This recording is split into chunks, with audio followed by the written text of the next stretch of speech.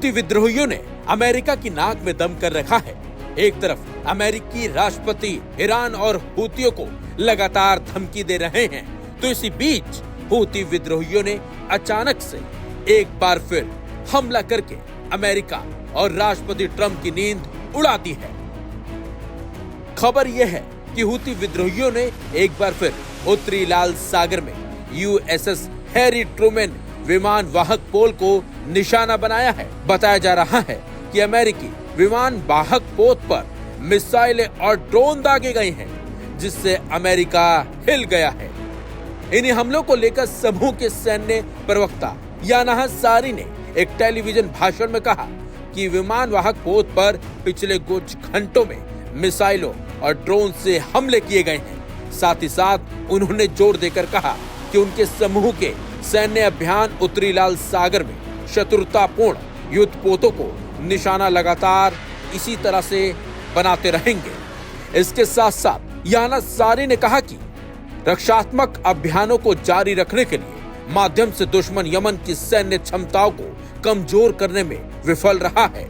वहीं अमेरिका ने हूतियों के बयान पर अभी तक कोई टिप्पणी नहीं की है। शुक्रवार की सुबह से ही अमेरिकी युद्धक विमानों ने राजधानी सना के कई इलाकों में हवाई हमलों की एक श्रृंखला को अंजाम दिया था, जिसकी वजह से सार्वजनिक और निजी संपत्तियों को काफी नुकसान भी पहुंचा था। वहीं हूतियों द्वारा संचालित स्वास्थ्य मंत्रालय के आंकड़ों के मुताबिक 15 मार्च से अब तक यमन में अमेरिकी हवाई हमलों में कम से कम 116 नागरिक मारे गए हैं और 224 लोग घायल हुए हैं।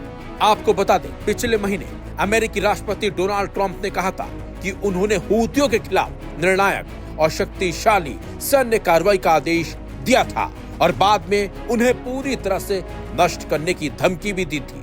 दरअसल हूतियों ने नवंबर 2023 से गाजा पट्टी में फिलिस्तीनियों के साथ एकजुटता में लाल और अरब सागर के साथ साथ अदन की खाड़ी से गुजरने वाले जहाजों को निशाना बनाया है, जहां इजराइल ने लगभग 51,000 लोगों को मार डाला है। जनवरी में इजराइल और फिलिस्तीनी समूह हमास के बीच गाजा युद्ध विराम की घोषणा होने पर समूह ने हमले रोक दिए थे, लेकिन पिछले महीने गाजा पर फिर से इजरायली हवाई हमलों के बाद उन्हें फिर से शुरू कर दिया है। हूतियों ने जिस तरीके से अमेरिकी नौसेना दल पर अचानक से अब हमला किया है, उससे कहीं न कहीं अमेरिका के साथ साथ इजराइल को भी बड़ा झटका जरूर लगा होगा। लेकिन इस हमले के जरिए हूतियों ने अमेरिका को यह बताने की कोशिश की है कि अमेरिका यमन के हूती विद्रोहियों को कमजोर बिल्कुल भी ना समझे। फिलहाल अब देखना यह भी काफी दिलचस्प होगा कि अमेरिका हूती विद्रोहियों के हमलों का क्या और किस तरीके से जवाब देते हैं। लेकिन जिस तरीके से हूती विद्रोहियों ने अमेरिका की नौसेना पर हमला किया है, उससे तो साफ है कि हूती विद्रोही लगातार इस तरीके के हमले करके ये बताना चाहते हैं कि वो किसी से भी कमजोर नहीं है, कहीं से भी कमजोर नहीं है, और वो अमेरिका को मुंह तोड़ जवाब लगातार दे भी रहे हैं। बने रहिए लाइव हिंदुस्तान के साथ।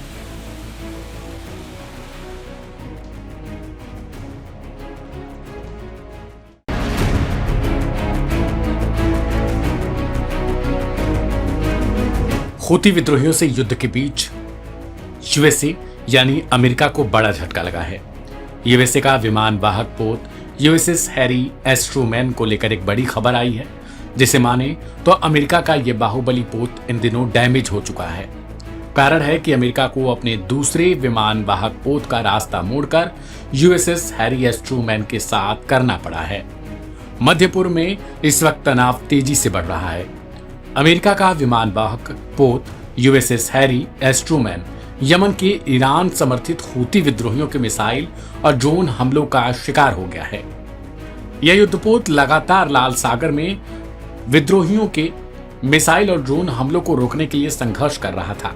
इसे देखते हुए कहा जा रहा है कि अमेरिका ने अपनी मारक क्षमता को बढ़ाने के लिए दूसरा विमान वाहक पोत यूएसएस कार्ल विन्सन तैनात कर दिया है।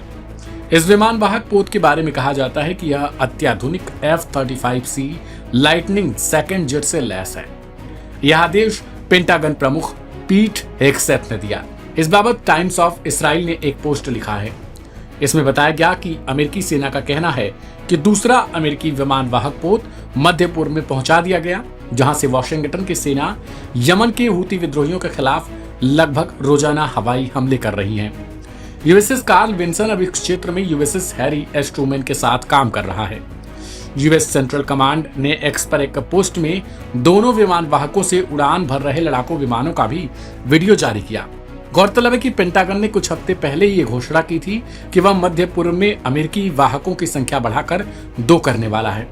मार्च में ईरान समर्थित हूती विद्रोहियों के खिलाफ अपने हवाई अभियान हमले तेज करने के बाद अमेरिका लगातार लाल सागर में अपने जहाजों पर होने वाले हमलों से बचने का उपाय कर रहा है। लेकिन हूतियों ने साफ कह दिया है कि वे तब तक नहीं मानेंगे जब तक गाजा का सही से न्याय नहीं हो जाएगा। हूतियों की तरफ से हर रोज अमेरिका को नया अल्टीमेटम जारी किया जाता है, जिसके मुताबिक अगर वे गाजा में सही से न्यायपूर्ण तरीके से इसका बंटवारा नहीं करते और गाजा में शांति स्थापित नहीं हो जाती, तब तक हूती हमले इजराइल और अमेरिकी जहाजों के खिलाफ लाल सागर में होते रहेंगे। अमेरिका के लिए मजबूरन वाली स्थिति है कि अगर अमेरिका लाल सागर में हूतियों के खिलाफ कार्रवाई रोकता है तो फिर उसके लिए पूरे विश्व भर में अपनी बदनामी का डर है। तो दूसरी तरफ इजराइल भी अमेरिका के साथ मिलकर हूती ठिकानों पर बमबारी कर रहा है, लेकिन दोनों का रिजल्ट तकरीबन शून्य है, क्योंकि हूती मानने को राजी नहीं। बता दें कि राष्ट्रपति डोनाल्ड ट्रंप द्वारा लाल सागर में जहाजों पर हमला बंद करने के लिए हूती समूह पर लगातार दबाव डालने की कोशिश की थी। यहां तक कि धमकियां भी नेस्तनाबूद करने की दी गई, लेकिन लाख अमेरिकी धमकियों को नजरअंदाज कर यह ग्रुप घातक साबित होता गया। अमेरिकी सेना ने पिछले महीने अभियान शुरू करने के बाद से यमन में 100 से अधिक हूती ठिकानों पर हमला किया है, लेकिन रिजल्ट कुछ भी नहीं है। ऐसे में अब देखना दिलचस्प हो जाएगा कि यूएसएस हैरी एस ट्रूमैन के साथ कार्ल विन्सन की तैनाती से हूतियों पर कितना प्रभाव पड़ता है। क्या अमेरिका के लिए यह फैसला सही साबित होता है या फिर यह दांव ही उल्टा पड़ जाता है? इस रिपोर्ट पर आपकी प्रतिक्रिया क्या है उसे कमेंट बॉक्स में लिखें। ढेर सारी खबरों के लिए सब्सक्राइब करें लाइव हिंदुस्तान।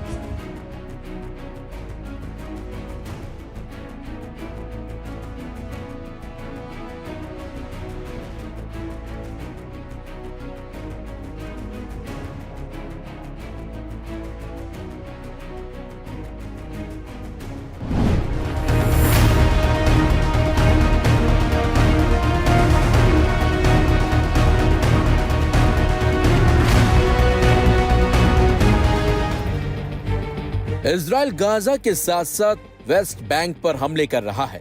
हवाई हमलों की मदद से निहत्थे लोगों की जान ले रहा है। अस्पतालों के साथ साथ स्कूलों को भी खत्म कर दिया है। यानी कि इजराइल गाजा के साथ साथ वेस्ट बैंक पर जुल्म कर रहा है। इजराइल के इन हमलों के बीच ही फ्रांस ने इजराइल को बड़ा झटका दिया है, कहीं ना कहीं ये कह सकते हैं।